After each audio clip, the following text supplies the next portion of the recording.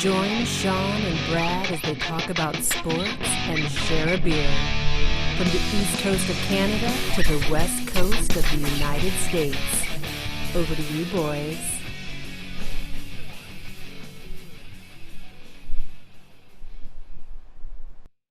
Yo, what's up, everybody? Hey, Sean and Brad, Guys Beer Sports, back again here to talk to you. It is Halloween weekend, which is great. You know, it's interesting. I just kind of put this together. It's one of the only holidays that you and I share, being in different countries. So happy! It's true, right? Happy Halloween, Christmas, New Year's, and this. And then our crazy Canadian ones and your crazy American ones, and somehow they just don't line up, but they're kind of all the same, you know, like Independence Days are 4 days apart, so it's a super long weekend if you're on the coast. But yeah. Hey, I'm dressed up today because it's Halloween. I love it. I'm a CFL fan. So you're a CFL fan? That's what you are for Halloween? Yeah, for Halloween I'm a CFL fan. And you kind of look like, you know what, you look like the typical CFL fan because they're going to wear their team shirt and an NFL hat on top. But I didn't even know. I feel like that was the move.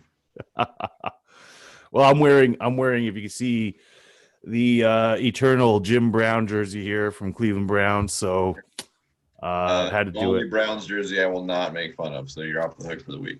Thank you. I don't know what your hat is though. It looks like a chest hat or something, but we can. No, man. So this is the only hat color that I had that matched my Browns. Brown's a hard color to match with. Okay. Yeah, you gotta match it with other brown or green. Yeah. You know. Yeah. So this is from the time that I went up on the CN Tower with my wife. Oh. And so it's in. Oh, and you got a tour. It's a tour of the CN Tower. That's what that is. Well, no, that's French. La Tour CN is actually. What does it mean? The CN Tower. Literally, that's what it means. Tourist tower. Yeah, it's like Oh, see, I didn't show you the la. Yeah, I saw the la, and I was like, well, it doesn't mean LA tour. No. I thought it meant the Tour Canada, to be honest with you. And I was like, man, that is some silly shit if that's what that says. But hey, having said that, though, so speaking about French and everything, right? One of our fans sent me a care package. So he wanted me to do 2 beers over 2 weeks. But unfortunately, first off, thank you so much. I just wanted to say that. Secondly, unfortunately, when I got the package, I was Thursday, so we can't do 2 beers in 2 weeks. We're going to do this one here, though. So this one is called Nebu. Oh. And it's a cream ale. The cream ale, the corgi. So what I love about this beer company is all their beers are named after dogs. Interesting. So it's interesting for sure. It's a cream ale. It's a nice ale. It's actually very light. So the other one that I drank was from La Grimoire out in Chambly. So La Grimoire is une brasserie, which is a brewery in French. And fancy. Yes, and they had a beer called Le Noirceur, which means the darkness. Le Noirceur. French just sounds everything. It just sounds so cool, right? Le Noirceur. And it was a chocolate stout. That laugh is creepy.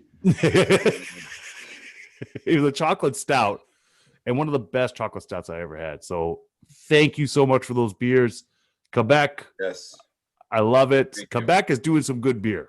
Yeah, I am almost back on the wagon, so that's good. But today would be coffee in my cup. Shout out to my hometown friends. Great coffee. That is the best coffee. It really is.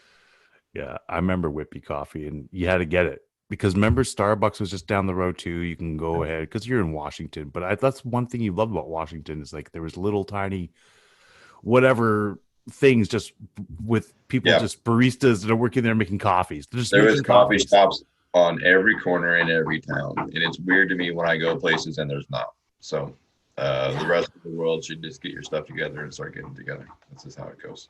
So the thing that always I'm sorry, I'm going off topic here, but it's just funny because to me it was like every time that I would sit there and go like with other Canadians, because here in Canada the big coffee is of course Tim Hortons, right?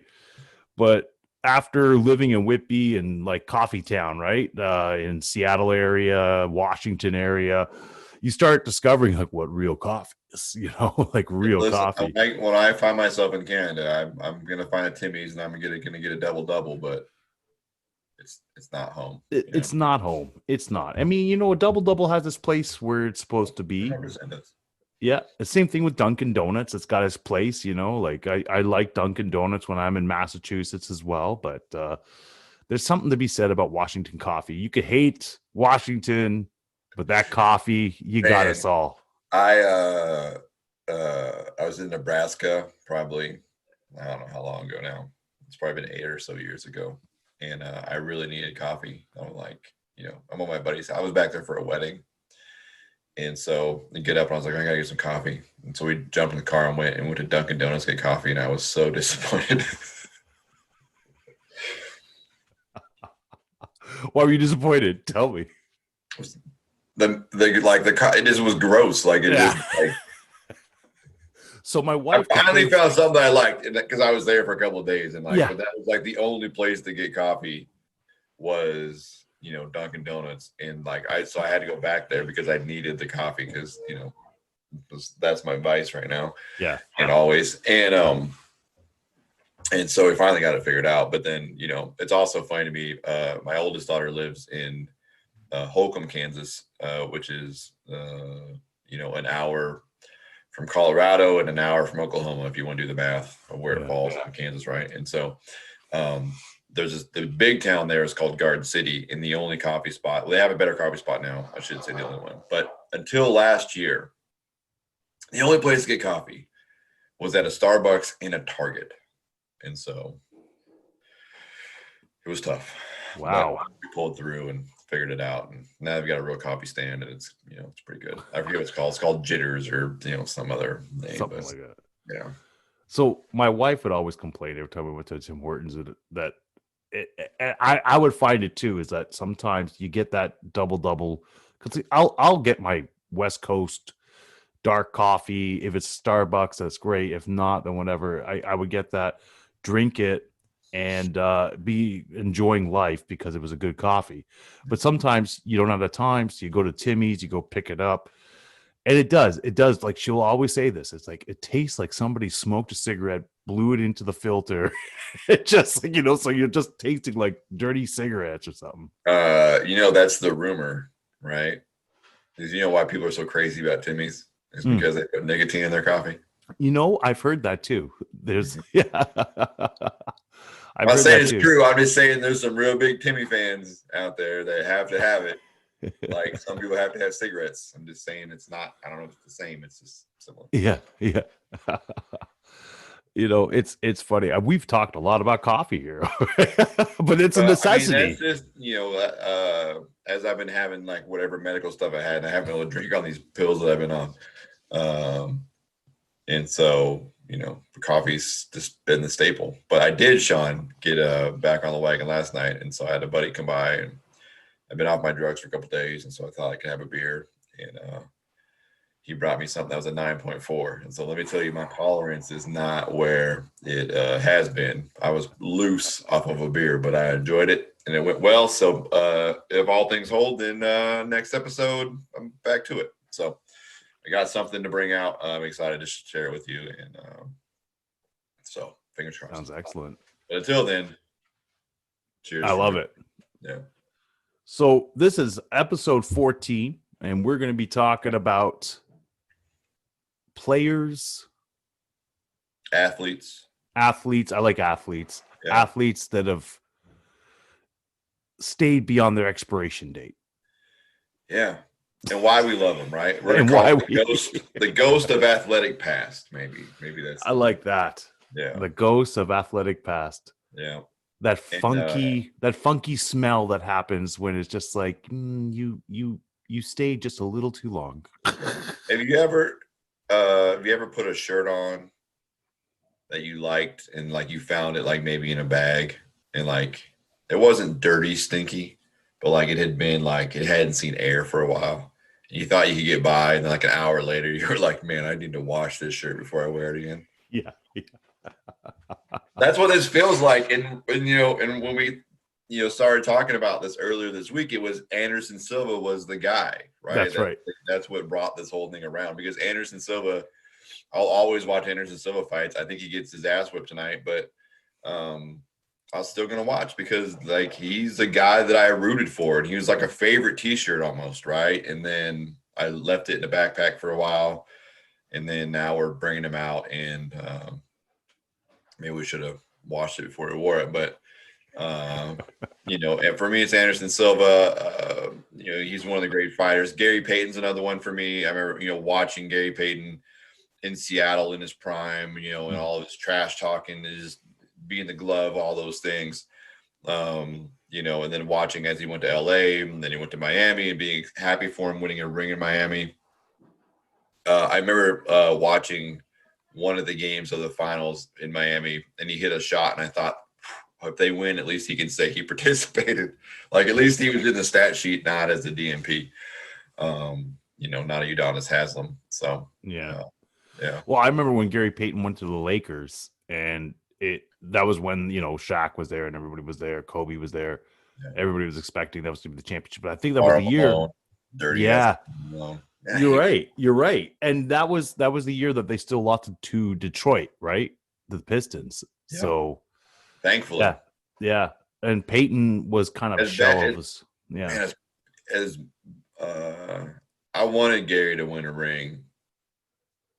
I did not want Carmelo to win a ring. So I was glad to see that work out.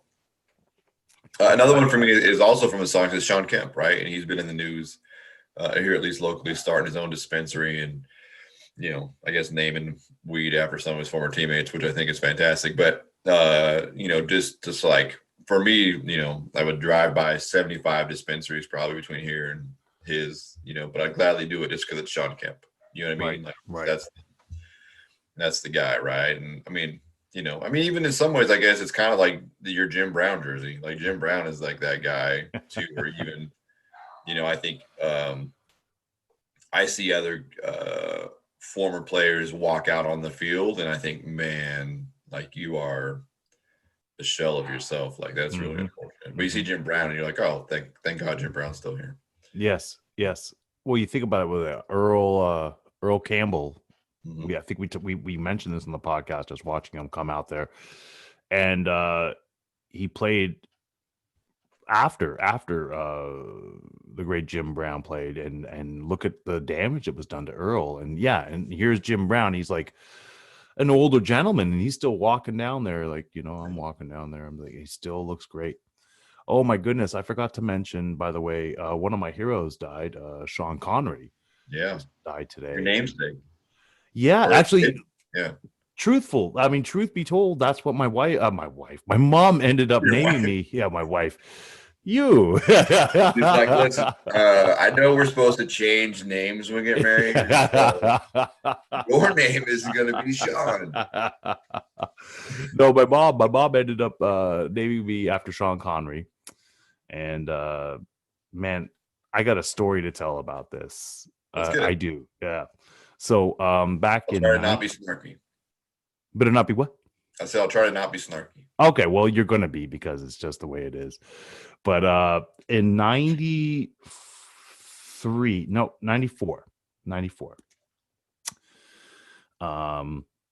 there was this girl from Scotland that came over to this church that we were at in Toronto, and I wanted to go visit her and everything. Of course, stupid idea, but still, I got to see Scotland. So the girl didn't pan out. So here I am staying at this hostel, and I was asking the guy who was running the hostel, what's there fun to do in Glasgow? He told me, he's like, listen, Sean Connery owns a pub just down the street. And if you go there at certain times, he actually shows up some days. Well, it just so happened that was the week that he was going to be there. So you knew it because there was all sorts of line, like a huge lineup to get into this pub. So I'm just like, I'll do it. I'll stand here because I want to meet the man. I'm named after him. I thought he was the greatest Bond at that moment. So it was like, yeah, this is good. Well, hold on. You wait. At that moment? Yeah, because changed your mind? I still think he's one of the greatest. I think that Daniel Craig is a strong number 2. So. I gotta go. I can't do it. Daniel Craig's a strong number 2. Strong number 2. Yeah. I'll give you that. Yeah, but he's a strong number 2. Sean Connery's still number 1. Sean Connery is the James Bond. He is Bond. Let's not even talk about at that time he was. You're right. You're right. Is. Wrong choice of words. This is not a Michael Jordan, LeBron James, the greatest basketball player of all time conversation. You're absolutely correct. You know what? I correct myself. And it was a waiting to go in there. She just popped in the door and she was like, "Hey, Sean Connery died this morning." I walked in and so waiting, and of course all these things are going through my head, like, man, I loved you in The Untouchables. You were amazing. You're the greatest Bond ever. Really love your movies. I finally get up to see the man. My eyes are so wide, and I'm 20 something at this point here. It's 22. I don't know what I'm about to say. And the only thing that come out of my mouth, Brad, the only thing, waited in line for an hour. Only thing that come out of my mouth is, "My name's Sean too." And I'll never forget this. He's shaking my hand and he goes, "That's nice, lad."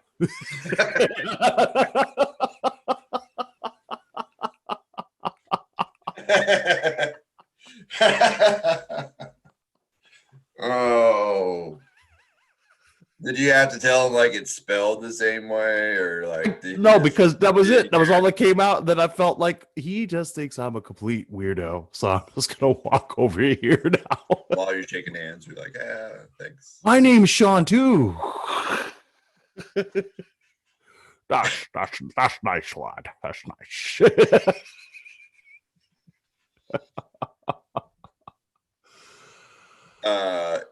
Yeah, greatest Bond of all time, and also the greatest reoccurring caricature on Saturday Night Live.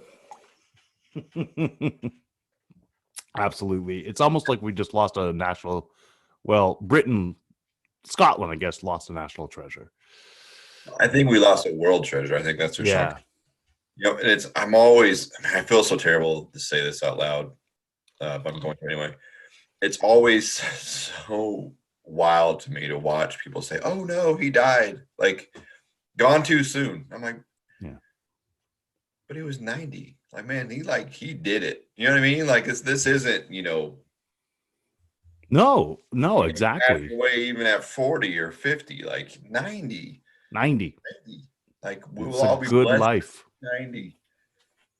Yeah, it's a good life, and everyone grieves differently, right? And yeah, but I've always, and it's not just the Sean Connery thing. I feel that way about everybody, right? Whenever somebody older passes away, and they're like, "Oh, they were so so shocking." Like he was 90. Like, he had a good life. Shocking if he died in a car crash at 90. Yeah. Like it's not shocking that he passed away. It's sad. Like we all, it's sad. But we should be grateful that he was here, that he had some influence on us. Like that's. So, speaking about that, it's like, I'm sure that there's some people that have no idea who Sean Connery is. Like younger generation. Oh, yeah. What do you think that number? And then I'll say this: if there is such a generation, shame on those people's parents. Right. But I'm saying, I would say 17. Like I don't think my son knows, and I know I showed him. But he wouldn't know his name. Got it. But if you were to say first James Bond, he would probably go, yeah. You know what I mean? It's like, yeah, he wouldn't know his name, but yeah. But that's the way I feel too about some of these athletes, like Anderson Silva fighting tonight, where it's like these young kids that are looking at UFC for the first time, and then they go, "Well, he's fighting on this free card, Anderson Silva." They have no idea what this man did. No idea that he dominated. It's like your favorite band, Rush, right? Like this, no one cares. Yeah.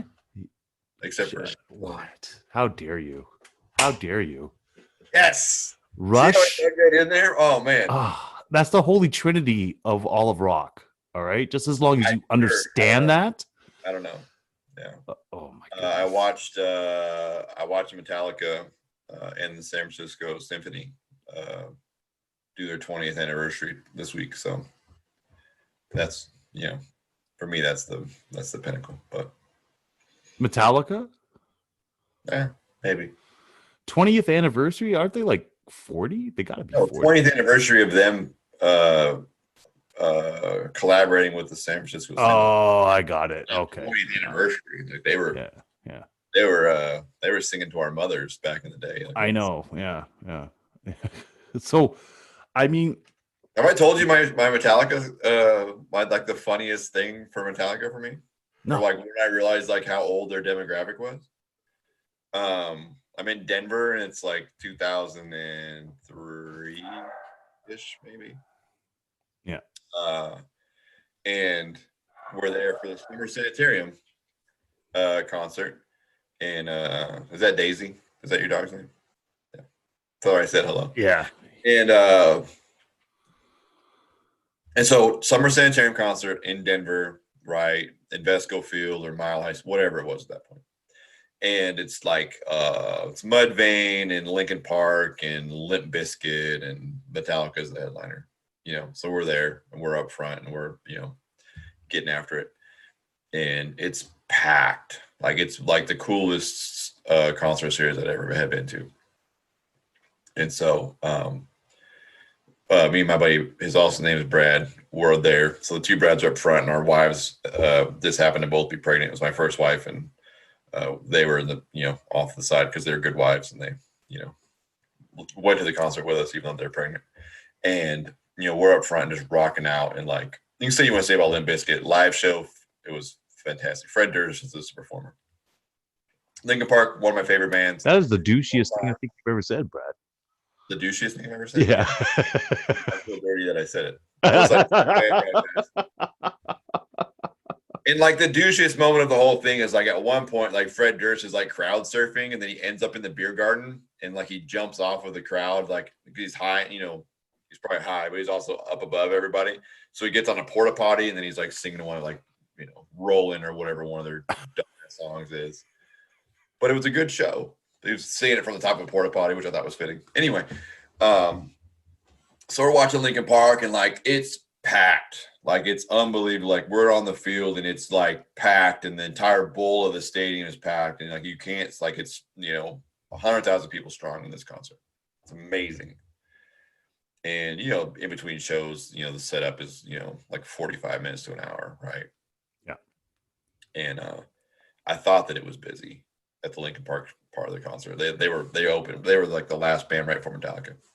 So we're up front still, and we're hanging out. And then I turn around as Hetfield comes out, and there is more people there than there was just for Linkin Park, but they are all like my age now, like 40 plus, like all these older, I shouldn't say older because that's how old I am now, but like all these women in their 40s, on the shoulder dudes. Like, and I know those guys' backs had to be killing them because like they're like now, like imagine having your wife on your shoulders at a concert right now. Like it just feels like a terrible idea on all accounts, and not because I got you. No, we're talking about our own backs. That's what we're talking about. Yeah. We're getting a little old. 4-year-old on my shoulders at a concert right now. Just like this isn't, it's not wife specific. Just anybody on my shoulders at a concert right now feels like a terrible idea. Yeah. But that's what it was. It was all like, and I was just like, man, these guys like are it for these people that are here right now. Like those people didn't give a shit about the other bands. They were just out pre-funking in the parking lot. And as soon, like I can just imagine like some old man ran out there and like, Metallica's coming on, Metallica. And like, they all just like flooded in. That's how it be now.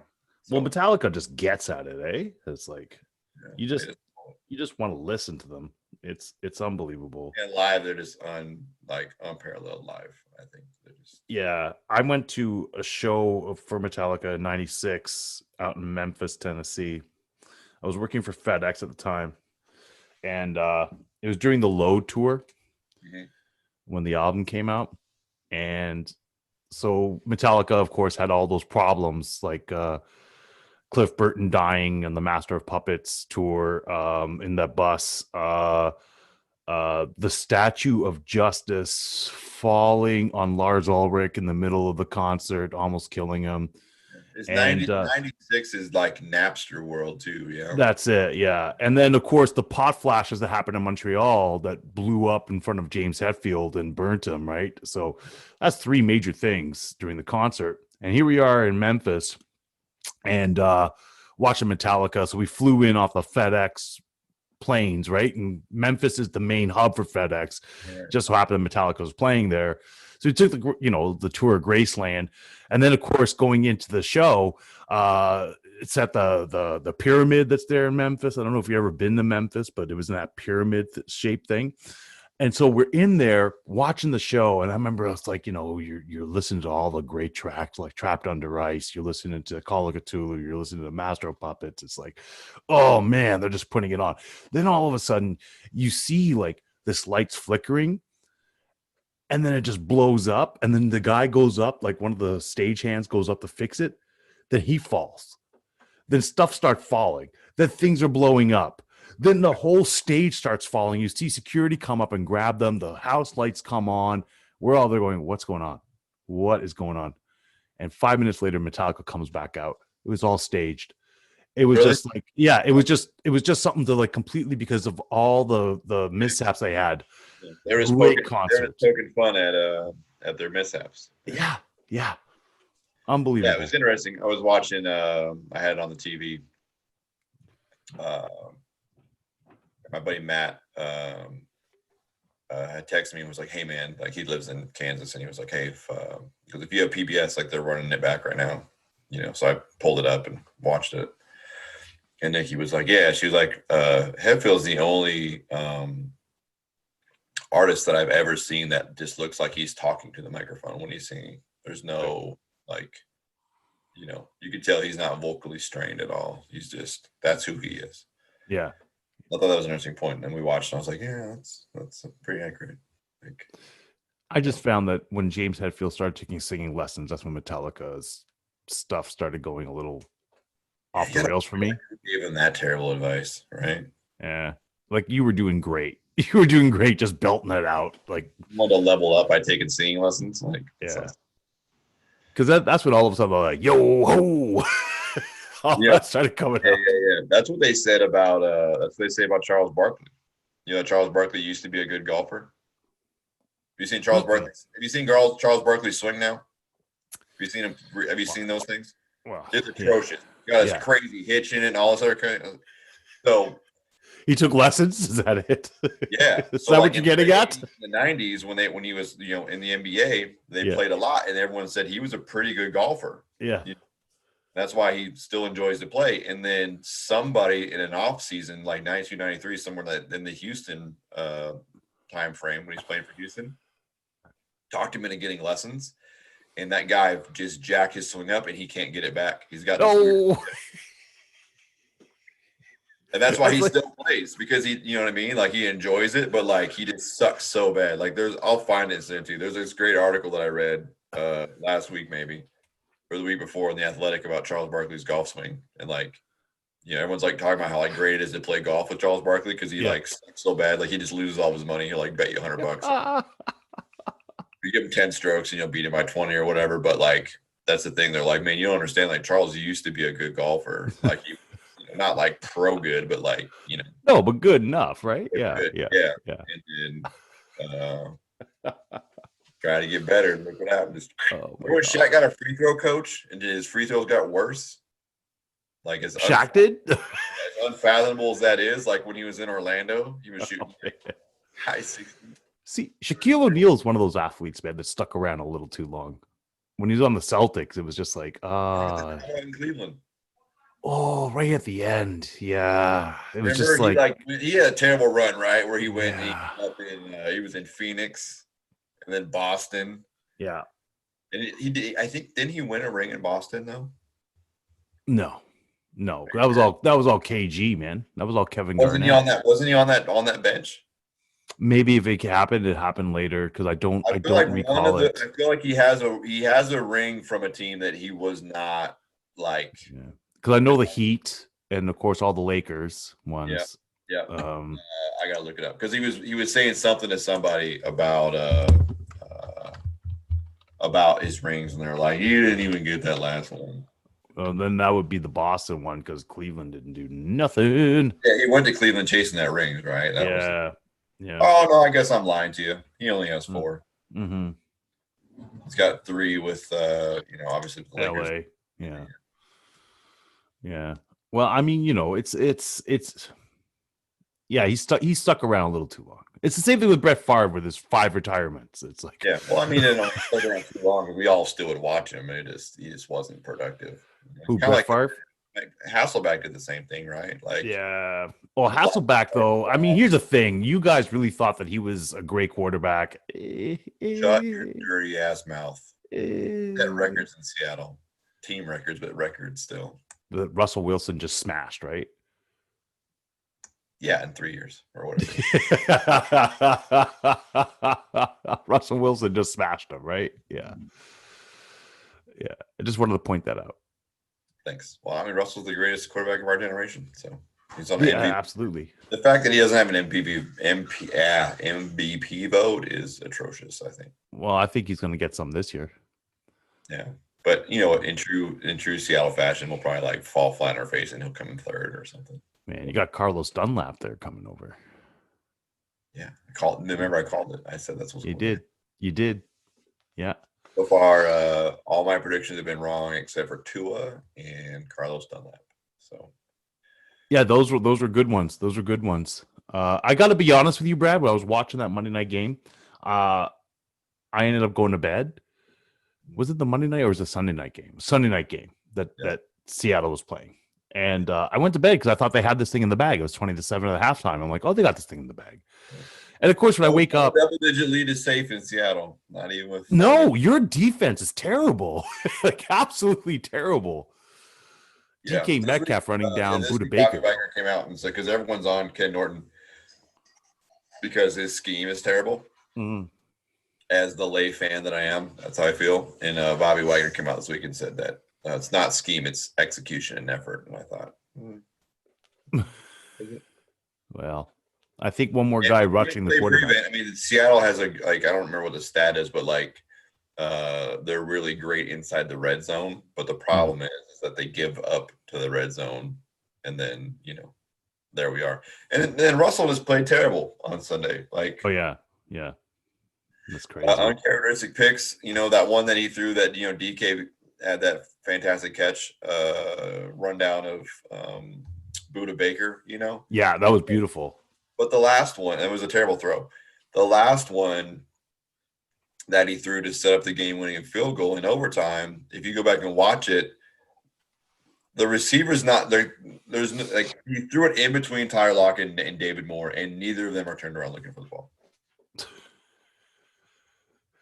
And it's just unbelievable. I mean, it's year 8, right? Where those we expect differently from Russell and from the offense, and to have that happen in that moment, Isaiah Simmons made a great play, but he shouldn't have thrown that ball. It's not. I don't even know if he made a great play. He got back there to catch it, but that was a terrible. Yeah. Let's go ahead. No, go ahead. Let's run through these games real quick and get there and see we're getting. Yeah, buddy. I like him. So we had the Falcons and the Panthers, right? Falcons and Packers happened, Panthers. And I heard isn't Bridgewater gone now? Bridgewater's gone for the season. For a few games, concussion protocol. He got racked. Yeah. So that's sad. Game was entertaining. Yeah. Sure. Let's talk about the Super Bowl for your team, the Patriots at Buffalo. How you feeling? I feel better than the Patriots. I'll tell you that. Is this like when you think you can beat your dad at a horse? Is this kind of how? I feel better. That if I was a Patriots fan, it's going to be a tough game, and I think there's a lot of things happening in that locker room with the Patriots right now. Yeah, they're saying, Cam, you got to play better. Well, no, duh.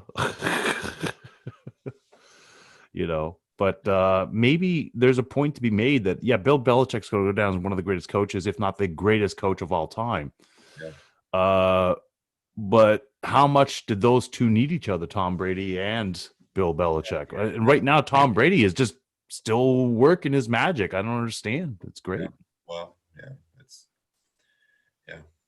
I think Tommy's more important to Bill than we thought, maybe, right? I didn't want to bet against Belichick, but I know. But here's the thing: is that it's a tough spot. So all right. Trust me, I'm not a Tom Brady fan. We already discussed this. But yeah, can I say he's not one of the greatest quarterbacks of all time? I can't.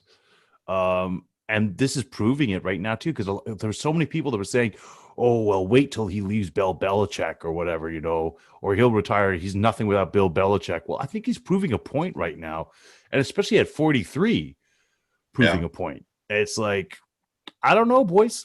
I don't know. I don't like the man. I don't know why.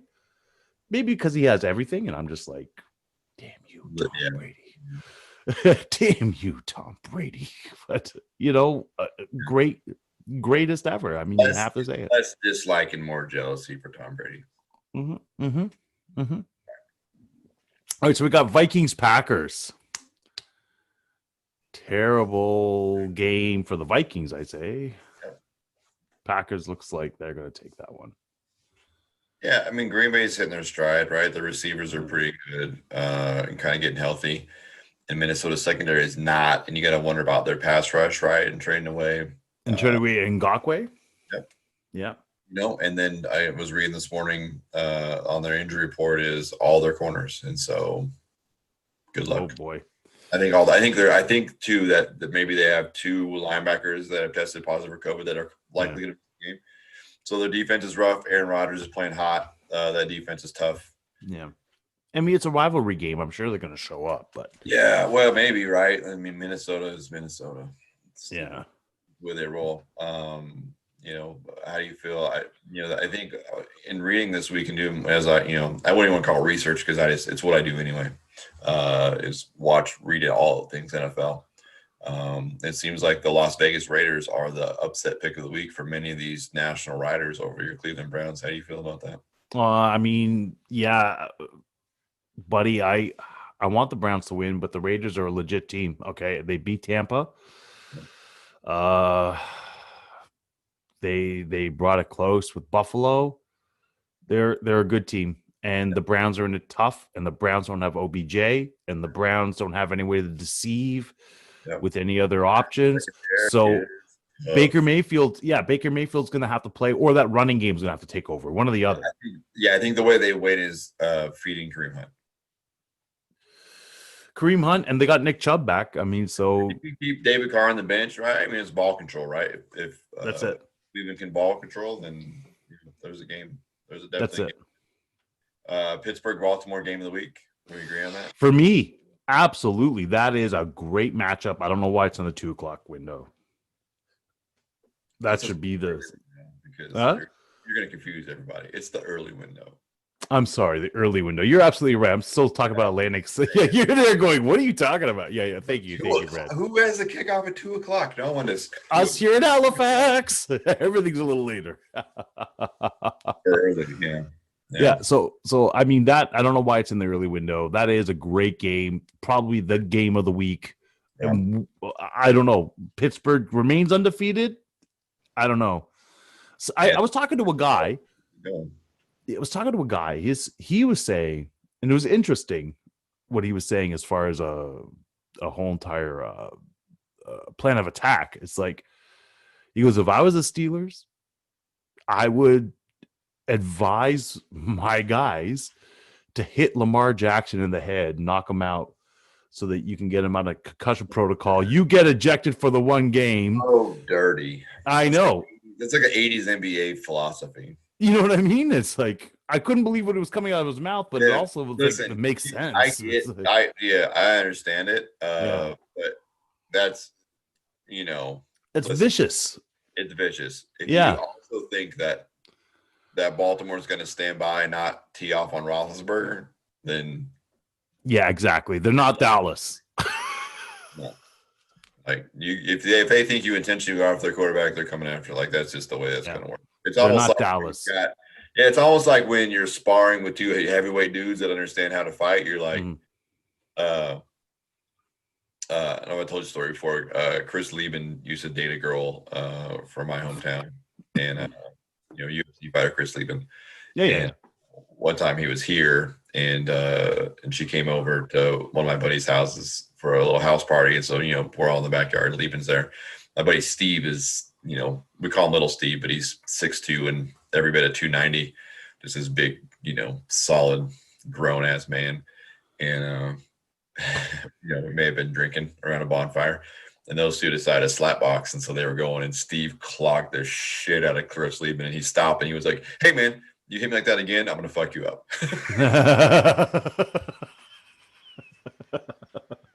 Steve was like, "I doubt it." He's like, "There's no cage here, son. Like, walk your 5'10" bag ass back over there." Like, Steve just would have bear hugged him and just laid on him, but.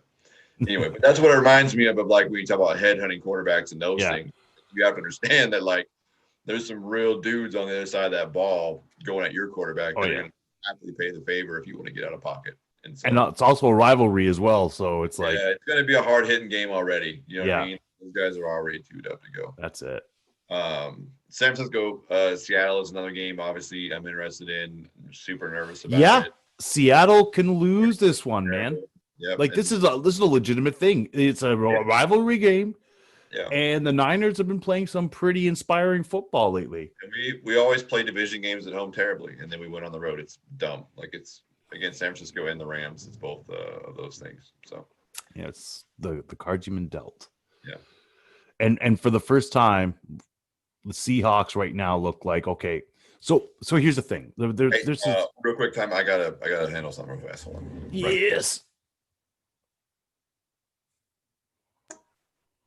Sorry, my wife is making a run to Costco because that's what matters on Saturdays in a house with a bunch of kids, and so anyway, no problems. Before she went, that's how it works. So anyway, thanks for holding on there. So yeah, Seattle looks like maybe not a great version of themselves.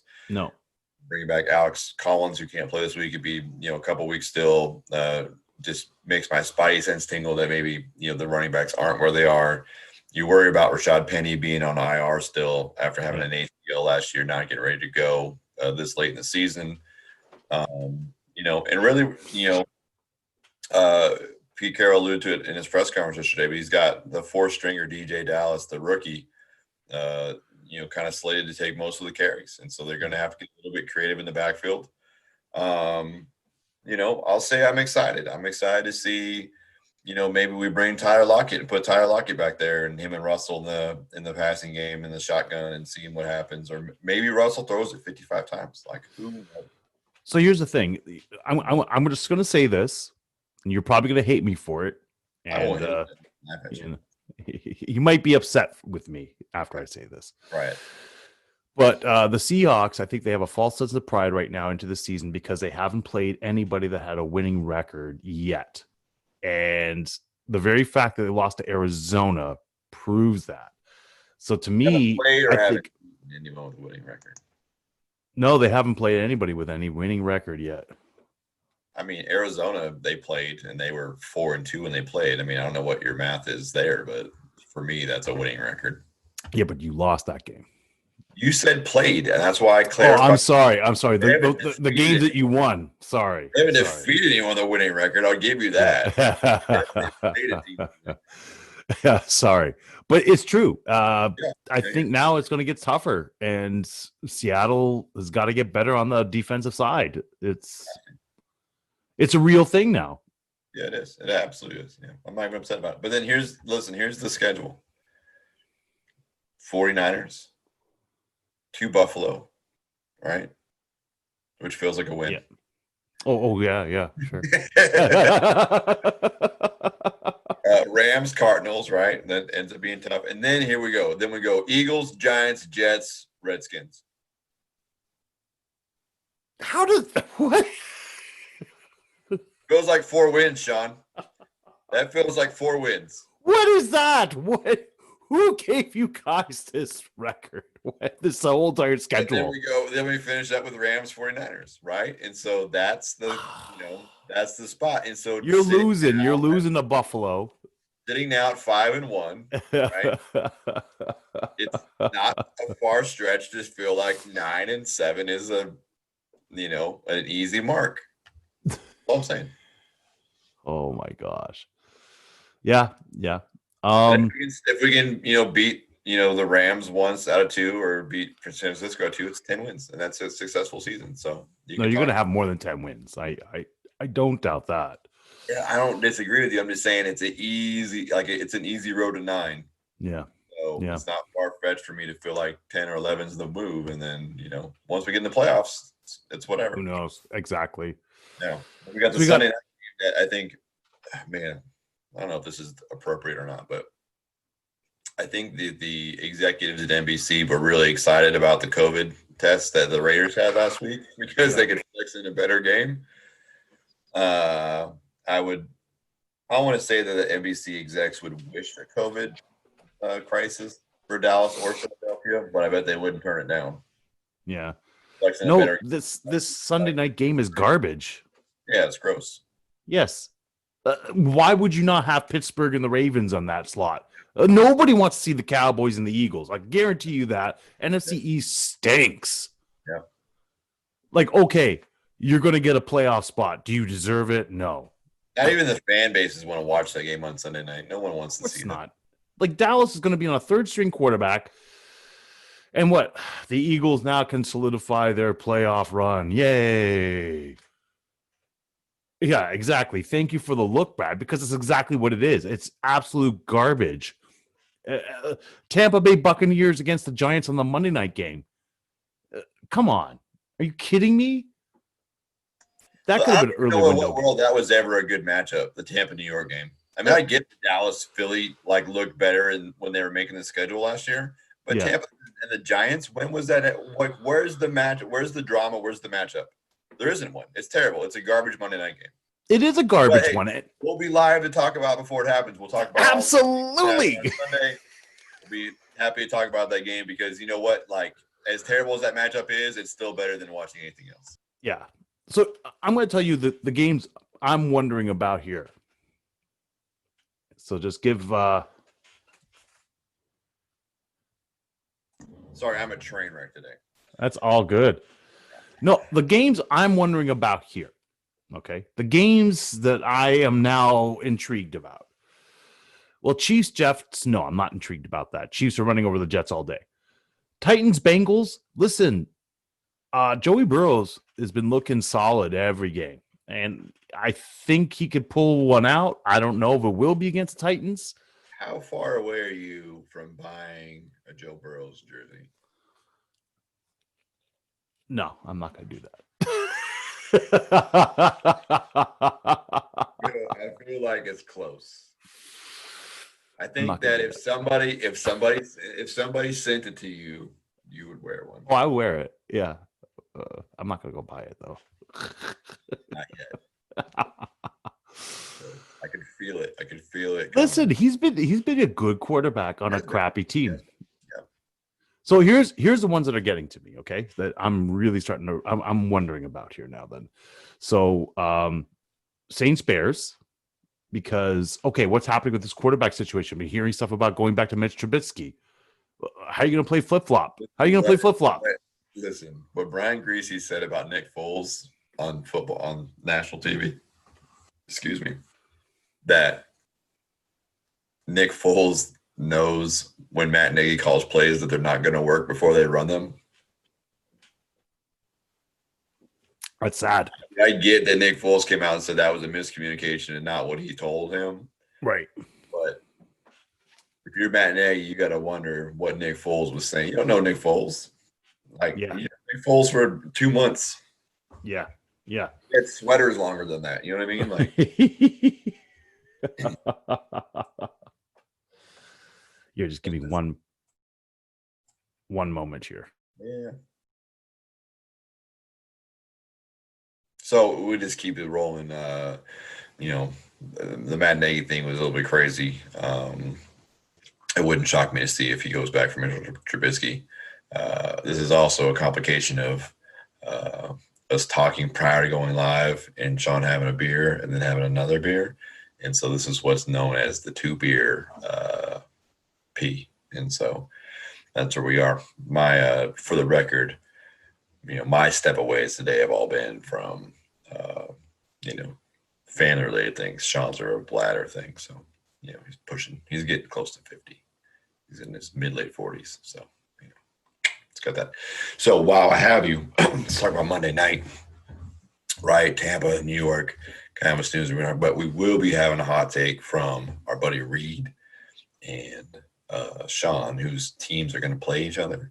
And Sean hasn't had the upper hand probably in their entire relationship. So hopefully, we get some good back and forth there, but we'll see how it goes. Sean's back. He's put his headphones on, so let's see what he has to say.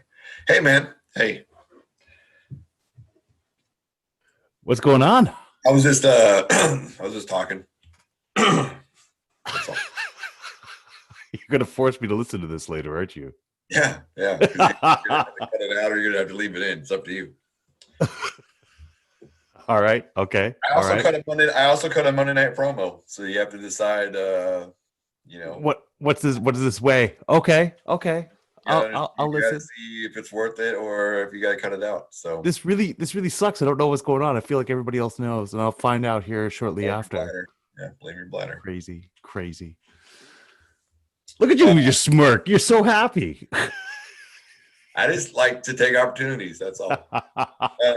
One thing that I'm really curious to watch is this Michael Thomas situation in New Orleans. And so, Michael Thomas, hurt his ankle early. It feels like, he got a big contract in the offseason. And sometimes when you get that financial security, you maybe have an inflated value of yourself over the team.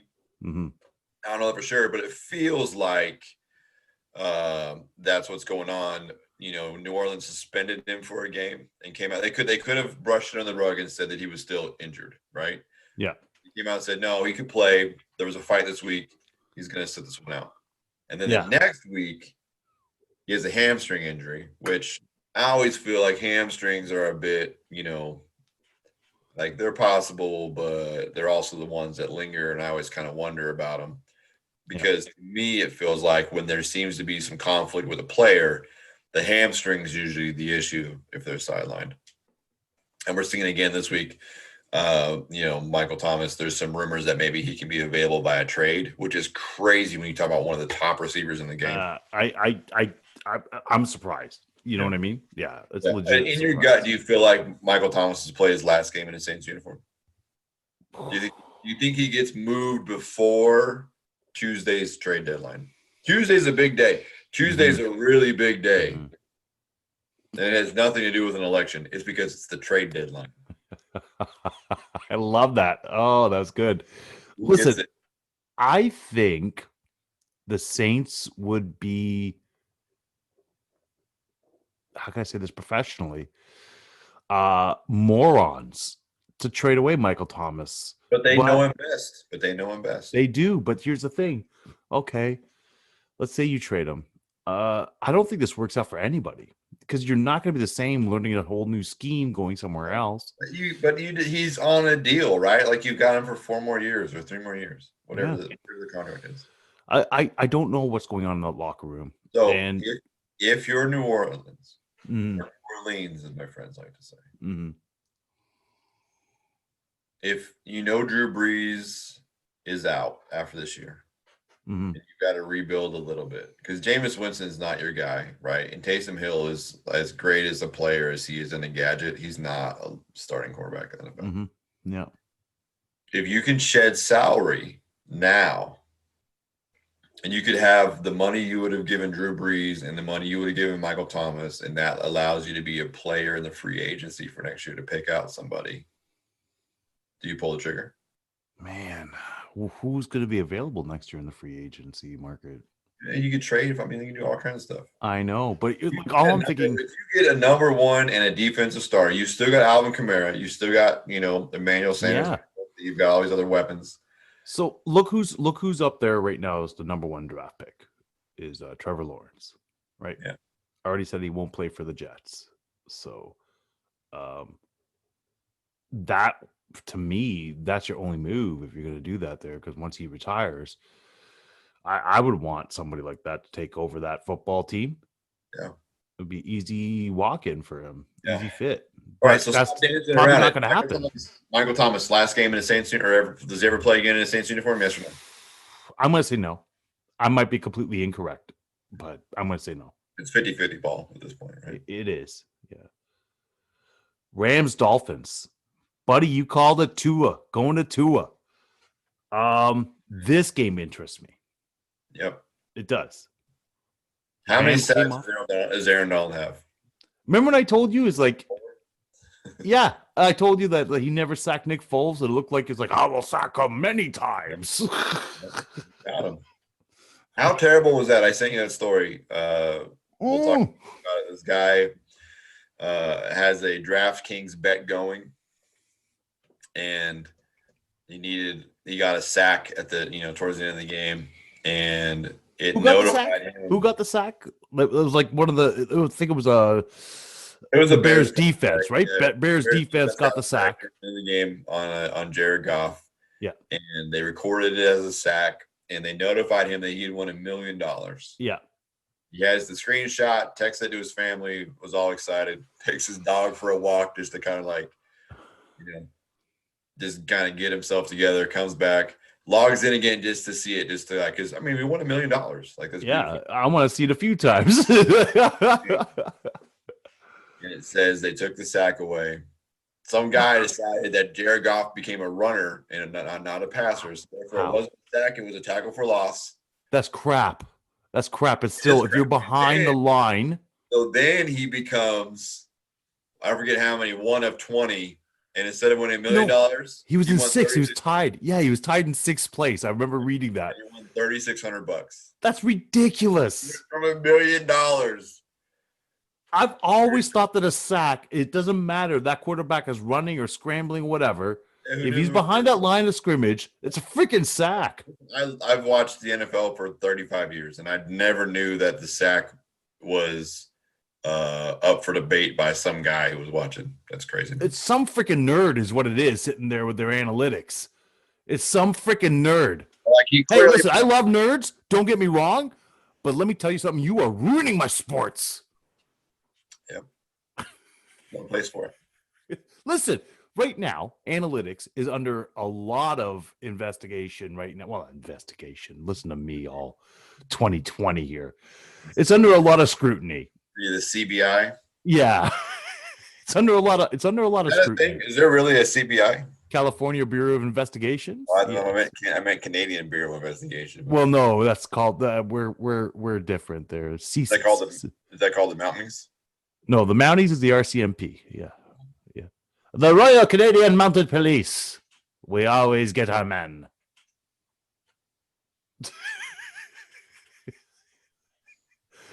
Yeah. Then there's CSIS, Canadian. Oh my gosh. No, I'm not going to go down there. I'll just call it CSIS right now. I know that's our like our CIA. You know what I mean? Not even CIA. Like our So RCMP is like our FBI, and CSIS is like our CIA. Yeah. This sounds like a seedy strip club you find in the backwoods of Mississippi. It sounds like one of those real classy places, and it has like a porch and like fluorescent lighting inside. All right. So analytics, going back to my point. Blake Snell's pitching that game, right? Yeah, World Series Game 6. World Series Game 6. Doing a great job. There was a base hit that happens in the 8th inning. And the manager decides to make the call. It's like, I don't want Mookie Betts is coming up the bat. I don't want Mookie Betts. Was it the 8th or was it the 6th? I thought it was the 8th, my friend. I thought it was later in the ball game. Might have been. And I know that it was because they didn't want Mookie Betts to see him for a third time. Okay. So I'm there going, okay. The manager decides to make that call. This guy's giving you no grief. You have a base runner on there. You put your reliever in, and Mookie don't care. Mookie hits that ball. Ends up winning the World Series. Yeah. So Justin Turner's a jerk, but we'll talk about that afterwards. But they win, and it's all because some guy in the computer is there going, "Hey, boss, yeah, you wanna make this change now." Yep. Yeah, from the manager's perspective, you have to think. There's a lot of things, right? I don't, there's a trust in your player. It's rare that you see an outburst from a pitcher like we saw from Snell, which I thought was more than justified. I think we're Yeah. not the only ones that feel like he shouldn't have pulled him. No. He had his stuff working. That boy was on, right? Snell had his stuff moving. Yeah, he just gave up a hit. So what? That's how it goes. It was That's like how it goes. That's he gave up 2 exactly hits. it. He wasn't getting cut. Like it wasn't like they had him timed out. No. And the manager made a decision in a championship game that cost them their shot, at least at a game 7, because it all changed the momentum. You can see them deflate as soon as that happened. Yeah. Because the manager's sitting there thinking with his head through this analytics, and he should have thought with his heart. It's like, I'm gonna trust this guy. I want to let him go. That's the thing. Greatest coaches in the world, right? Now and forward in the history, right? Have been what? Brilliant in-game decisions. Dude, to go on fourth down. Exactly. It's game adjustments, right? Yeah. It's not going for fourth down because the sheet tells you to go for fourth down. No, it's that feeling you get. It's the same thing that burned Romeo Cornell, right? Mm-hmm. But probably in the right way is going for 2 to go up 8. Or when you're up 7, instead of going up 8, you go for 9. Yeah. Right? Because he knew his defense wasn't going to hold it, and then it cost him the game. But you live with that decision because that's the right decision. That was the right. Yes, absolutely. I understand that. The right decision. It wasn't driven by a sheet. It wasn't driven by some guy. Like baseball is just a sport, right? And sports are not driven by numbers. There's no game that's exactly the same as the next game or the previous game, or even the previous set of series. There's not those things. And so, in a vacuum, you can't make that line. It's silly. Well, the thing is where we're driven by spreadsheets and we're driven by analytics, right? Like that's what my job entails. Listen, I can tell you this right now. You can give me whatever data you want. I'll make it say what you want to say. Yeah. No, you're absolutely correct. And that's the thing is that analytics is probably going to make you mathematically more correct more times than not. Okay. It's the way it is. Sure. But it's situations like that where you could see clearly he's not struggling. Yep. Just because your computer is saying something. Yep. Nah, I'm going to go with my gut in this one, Well, and that's the thing, right? You should be brave enough to go with your gut. That's the move. Mm-hmm. Would you rather that you win, 70% of your games, but you lose the championship? Yeah. Stupid. Absolutely. Wow, Brad. I love it. Yeah. Justin Turner, what a jerk. Yeah. What a jerk. I mean, you tested Turner. Positive. What? Go ahead. Selfish, for sure. Yeah. You tested positive for coronavirus. So you're sitting out of the game. And then you come out to celebrate, you have a mask on. First off, maybe you shouldn't even have come out to celebrate. I understand you haven't won a World Series since 1987. You've been on that team for a while. But then to throw your mask away afterwards, though, it's like, what are you doing? That said he had been in that dugout. He had been there like 30 minutes earlier. He was in the dugout with those guys, right? So like exposure is exposure. Put a mask. But you know what? A picture pays 1,000 words. Yeah, I 100% agree. Listen, clearly, he should have kept his mask on. I had zero problem with him walking out there with a mask on to celebrate with his teammates. Do I feel like it's a poor choice? Sure, right? Given who we like, the national pandemic, the world pandemic, like just the optics of it is rough. Mm-hmm. But you just did something you've wanted to do since you were a child, right? You won a World Series. And he's not a young man. He's like, what, 38? He's up there. 38, something like that. Something like that. So you should be afforded the ability to celebrate what happened. Keep your mask on. Because, like, the thing that burned me the most was watching him sit next to Davey Roberts, leukemia survivor, compromised immune system. Neither had masks on, just shoulder to shoulder. I thought, man, if Davey Roberts gets sick and dies, like, there'll never be a part of me that doesn't blame Evan Turner. Yeah, because it was just so selfish. It's a thing for all that. I get you're not worried about being sick and that you're going to survive it. Cool. I'm not either. You know what I am worried about? is surviving it, and someone I love doesn't survive it because I gave it to him because I was a selfish asshole. Like that's the goddamn people. Sorry. No. I mean, and that's the thing is like, nobody say, and not only that, but now you've been isolating and everything like that to play in that bubble during the championships. Now all of a sudden, all these guys got to go quarantine because you decided I wanted to go party with you. Well, yeah, and let's talk about the hypocrisy of Major League Baseball. Right? They've got all these strict protocols in place, but because the season was over, they didn't stop him or remove him from the field. If that's a game 6, if there's a walk-off, let's just say like that it's the shoes on their foot is Tampa Bay, and there's a walk-off hit, and they had a player removed from the game, and he was in isolation, and that guy ran on the field to celebrate with his teammates that there was going to be a game 7, they would have physically removed him from the game. You know why? Because that would have compromised game 7. Absolutely. So you know what? You're absolutely right to bring up that hypocrisy because it's over. 7. Yeah. We don't really care about health. We don't care about player health. But I mean, so it's funny, right? Because like baseball, maybe they do, right? It's hard to say in a vacuum, but like the optics of it are not good. No, like baseball, similar to football. There's a lot of travel involved. There's a lot of this. I think they were smart to go to a bubble in order to do the postseason. I think football is right now showing that you can work in this environment.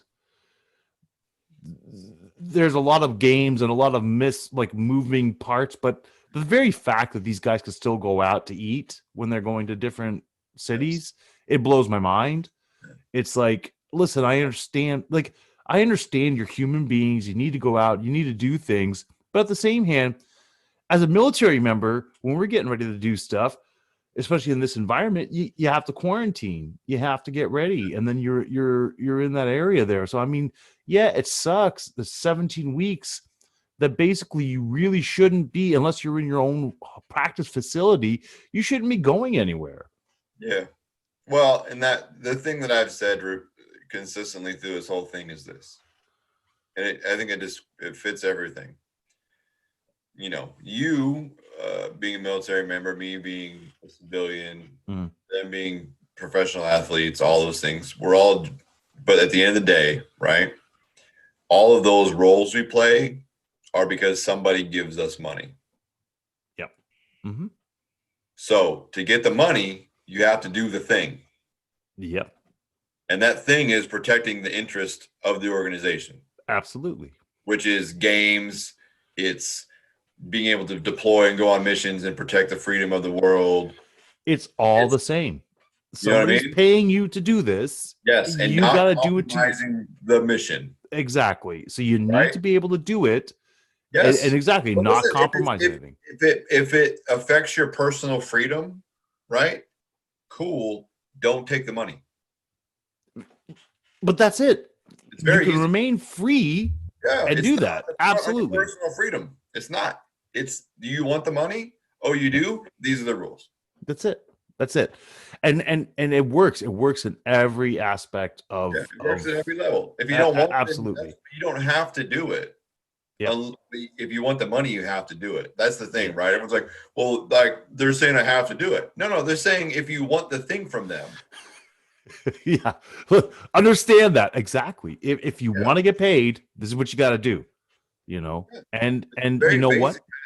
It's very basic. There's no one's impacting your freedom, right? No. They're impacting your ability to get a paycheck, but it's their money. You could always look to another area to get money.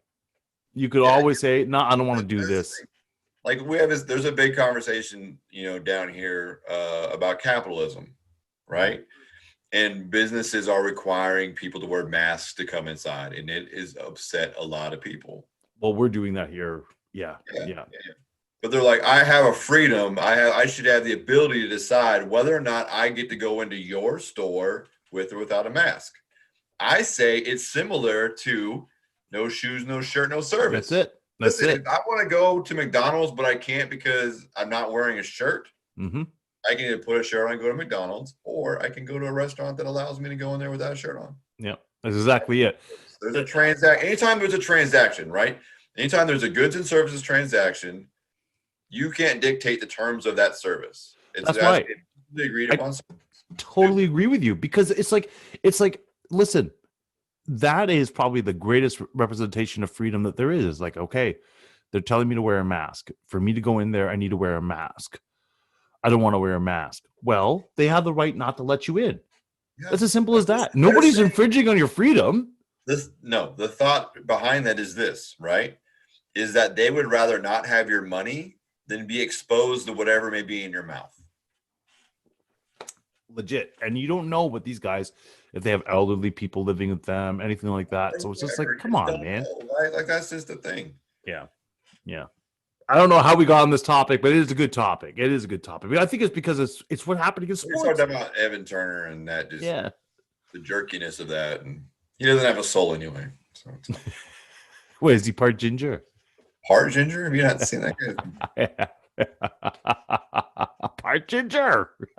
He was dressed up like a fire truck all year long. Man. So yeah, that was my rant about the World Series. Probably went on a little longer than what I wanted to, but it really turned into a world pandemic rant of yeah.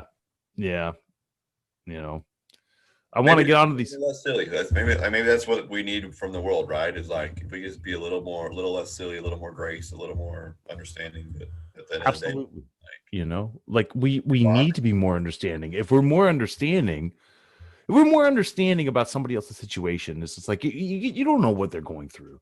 So maybe just take yourself out of this, because everybody is going through what we're all going through it. We're all going through it.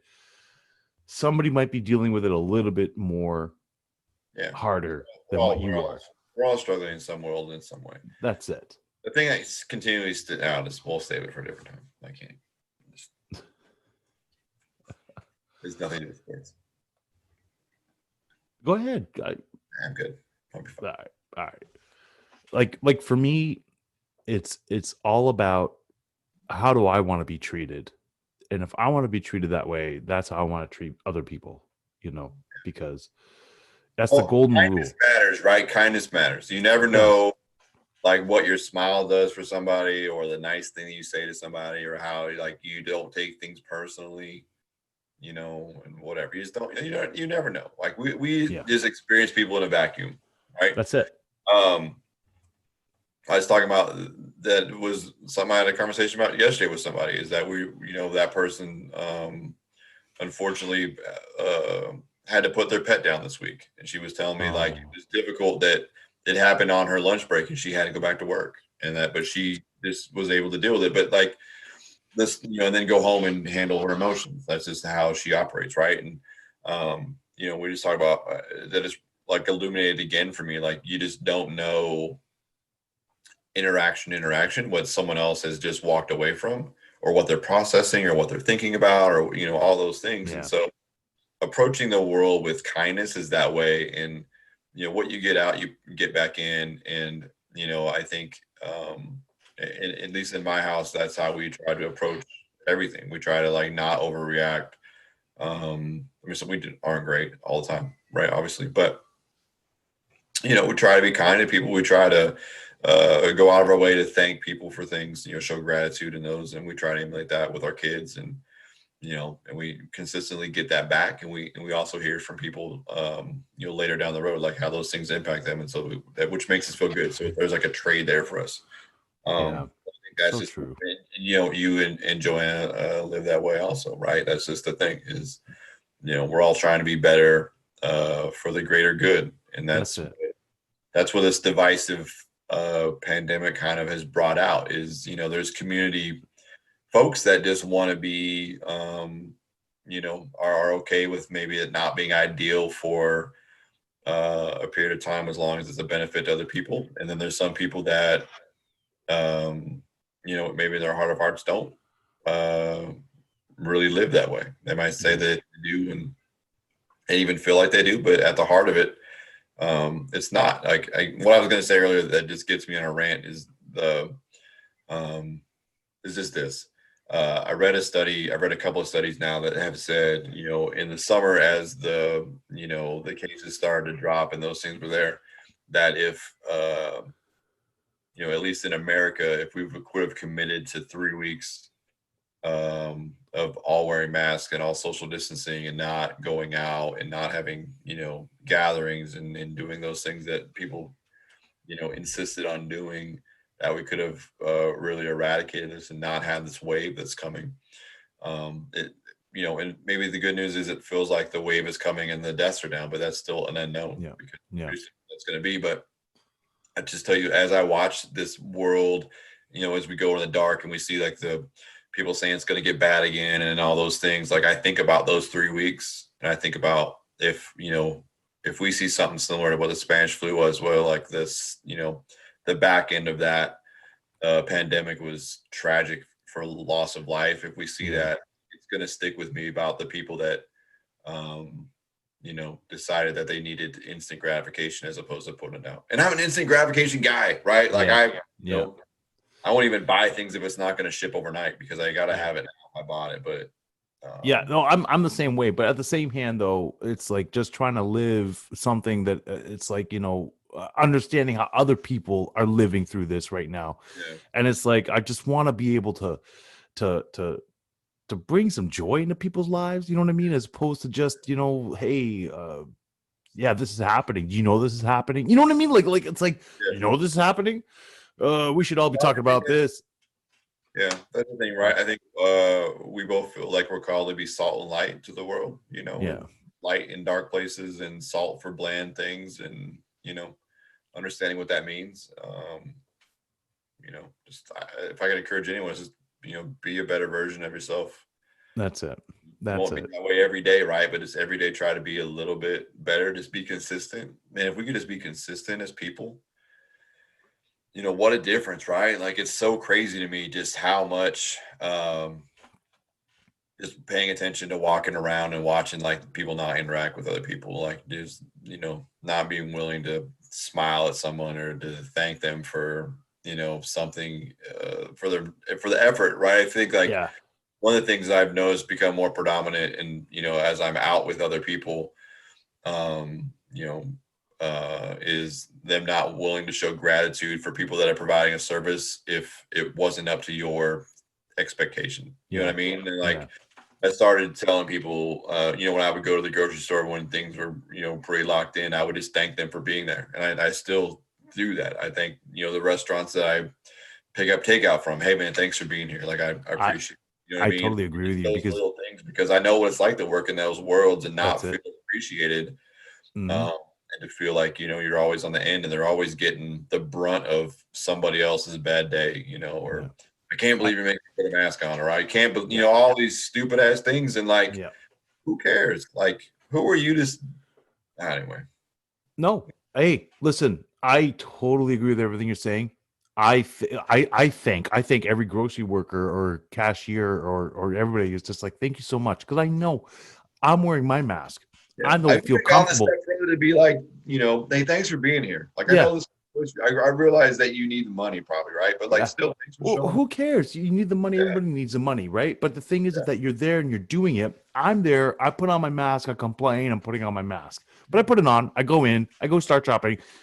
Mask is like cumbersome and restrictive and everything. You know what else is cumbersome and restrictive? Jeans. Yeah, absolutely. And here's these guys working all day, an 8-hour shift with these masks on. You know what I mean? Yeah. So I always thank them. What, so that we can have food? Exactly. I always thank them because it's like, man, thank you. Thank you for being there. Thank you for doing this. Like, I appreciate you. And then you know what? If everybody has that little bit of grace, as opposed to just saying, I really don't want to wear this mask. But instead of think about that person that's working there for 8 hours wearing that mask all day. Yeah. Well, like the thing is like it's tone deaf, right? Like I was in the store on Tuesday and the lady in front of me, the cashier was like, hey, how you doing? Just normal. Like you should just lie to that person if you're having a bad day and say you're doing well. Yeah. Like, oh, I can't believe I have to wear this mask to shop. I'm like, man, this lady is like standing here like all day long on her feet with this mask on, and you have to be here for 20 minutes and you're going to complain to her. Do you ever sit there and do that too? You do that mental math. It's like, what are you saying right now? Yeah. You don't know what you're saying. Yeah. I love people watching. Yeah. It's fantastic. All right. I wanted to get to these fights here. Okay, let's get it. All right. Uriah Hall, Anderson Silva. Yeah, I agree with you. I think, well, Uriah Hall, remember when he came in, when he broke in, he was like the next big thing? Yeah. Look at the betting line on that fight. A bit of a stretch. But, What do they have it at? Let me pull it up. It was like plus 300, minus 340 or something like that. What? That's huge. Yeah. And I feel like Anderson was it's changed now. But still, it's minus 240 for Hall, and it's plus 200 for Anderson. I think Silva's got a fighting chance in this one. I don't think he's just gonna mail it into you. Yeah, I wish I was somewhere. Listen, not to be too political, but I hope that whoever the governor of Washington is after Tuesday turns on the gambling in this state, so I could make some money. I could want to boost the economy.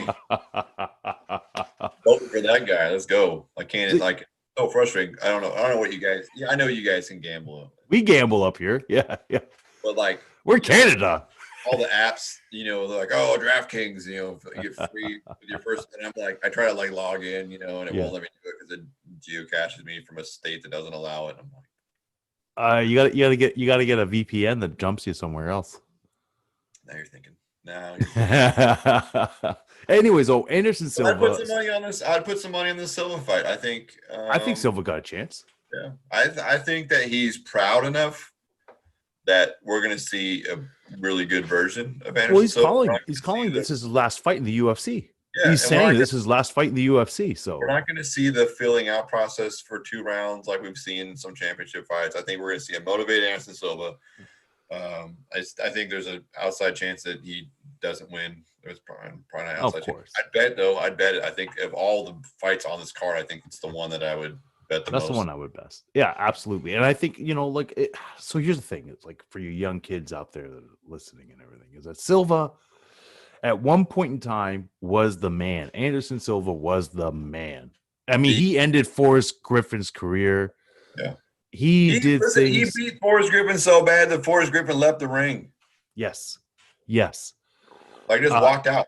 Not waited for the decision. Not none. His final bell, got up and left. Ever since he came back from the broken leg, I think he's 2-5. His whole overall record. Listen. It's a losing record, right?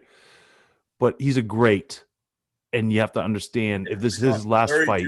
32-5 before he broke his leg. Yeah. So you have to understand this is an unbelievable talent that we're probably saying goodbye to in the UFC. Yeah. But this guy, no matter what happens, he's going to be a professional. He's going to show up. He's going to fight that fight. And I'm right with you, Brad. If I was going to put money, I would put money on Anderson Silva because it's his last fight. So he's just proud. We just know him to be that way, right? That's just the thing. Now, the other fight that's got my attention here is this Maurice Green, Greg Hardy fight. That one got my attention. I'm looking at that. I'm like, oh, the big boys. Big bad Mo Green, boy. That's the thing. He can hit, man. He'll swing it. And, Greg Hardy, not traditionally trained, right? Former NFL domestic abuser, Greg Hardy. Allegedly, I guess, but allegedly a football player, for sure, a domestic abuser. Keep going. Yeah, for sure. I think Mo Green comes out, gives it to Greg Hardy. But I love the card because it's mostly big fellas. Yes. Yeah. The Coleman's a featherweight, but there's one, right? But it's mostly middleweights and higher are playing. You know what I mean? That's the card that I love. That's the big move. So. And the only name I know in the prelims is just Dustin Jacoby against Justin Levitt. That's the only ones I really know. I'm looking around. I really don't know anybody else in this, but I'm still going to watch the prelims because they're fun. Well, I think that the best prelims are the ones we don't know anybody on. It's true. We're going to see someone come out swinging. I think if I have to predict anything, I think it's this Cole Williams, Jason Witt fight. Mm-hmm. I don't know much about either of those, to be honest with you. It feels like that seems to be the draw for My gut tells me that's the fight. The Strickland Martian fight also at middleweight is probably a good fight, but I think Williams Witt. Let's watch that. I think let's put that on this. That's the fight of the prelims. Right. Yeah, and it's going to be interesting for sure. Yeah. I can't believe that we're already like going through this pandemic. How many free fights? It is still going. It's I'm so happy. Uncle Dana White, thank you. You saved us. Uncle Dana's done some great things. Like seriously, he's really put it together. He's put it together. Okay, that's where we are. Halloween episode 14 in the books. Everybody, thanks for your support. We really appreciate you guys. We'll be live on YouTube Monday night, November 2nd. So check us out there. Download us everywhere you can get your podcast. Again, appreciate your support. Shout out to our friends in Quebec that send Sean cool stuff. That's awesome. We appreciate you guys for that. I appreciate it. Thank you so much. Hey, do you have a one-on-one question for me? Yeah, I do actually. All right. What is your favorite Halloween costume that you've ever worn? Oh gosh. Really? You know I'm 48, right? Yeah. Like I haven't worn costumes in forever. That doesn't mean that you don't have a favorite, because I know you do, because I can see it. You don't want to say it. Yeah, because I'm 48. Listen, you can lie to me and say like it was when I was 12. I dressed up like Hulk Hogan. No, it wasn't that. Because you guys had the same haircut. No. Oh no, I got hair, man. What are you talking about? I got hair. I think it was when I dressed up. This is really sad. Oh my gosh. I was 20, 21. And I dressed up as a crow. Yeah. As a crow or as the crow? The crow. Yeah. Yeah. Yeah. That is sad. Was it like you just put a trench coat on? It looks sad. Put the makeup on too, man. What are you talking about?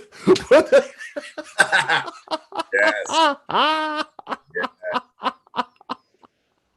You just put a trench coat on it. Oh. I didn't. That's what I would have done. Hope I was the crow. All right. So because I saw what you were wearing. Yeah. Your Rough Riders jersey. My favorite Halloween costume of all time is being a CFL fan. All right.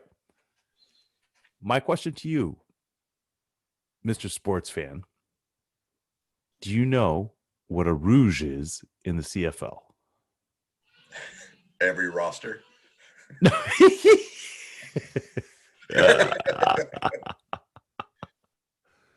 Oh my gosh. Okay. I know what it is. So a rouge. Is it the fake third down? Like what is No. So a rouge is a single point scored when the ball is kicked in the end zone and the receiving team attempts to get the ball out of the end zone, but the returner is tackled before the reaching the goal line. Oh. So it seems like it's hard to do. So what happens is like, let's say you're going for a field goal. Yeah. And you miss it. That ball is still alive. Okay. So somebody in the end zone's got to pick it up and kick it out of the end zone. It has to go beyond. It has to go beyond a certain amount. If it doesn't go beyond 20 yards, what? If it doesn't go beyond 20 yards, the other team could pick it up and kick it back into the end zone. And when they kick it back, if you get it and you try to rush it out, if you can get it out of the goal line, okay, or you're trying to kick it out and you get sacked kicking it out, it's a 1-point conversion. But let's say you're there and you can't even kick it. You can't do anything and you get tackled and you fumble it and the other team picks it up. It's a touchdown. What in the rugby of rules? What are we doing here?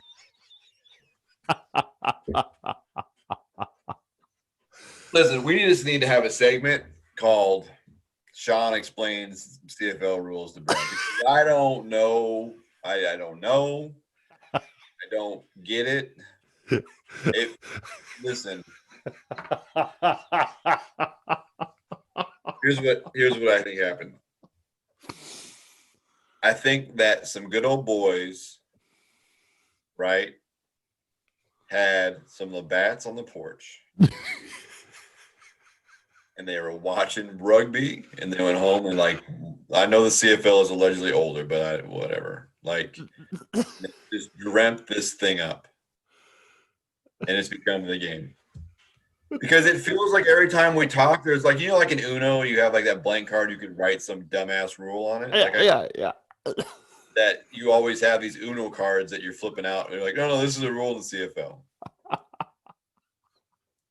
right, so here's what's going to happen. Okay.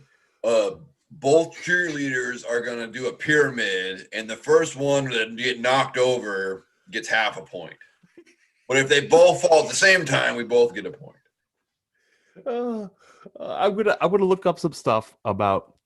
You should. It feels like I'm gonna look up. The touchdown is wearing black shoes. That's worth points. But if he's wearing white shoes, it's 7. I'm gonna show you some examples of rouges and everything because it's the most craziest thing. I remember the first time sitting there going, "What are they doing? What's going on?" You're a sport and you didn't even know what was going on. That's terrible. Oh, stop it!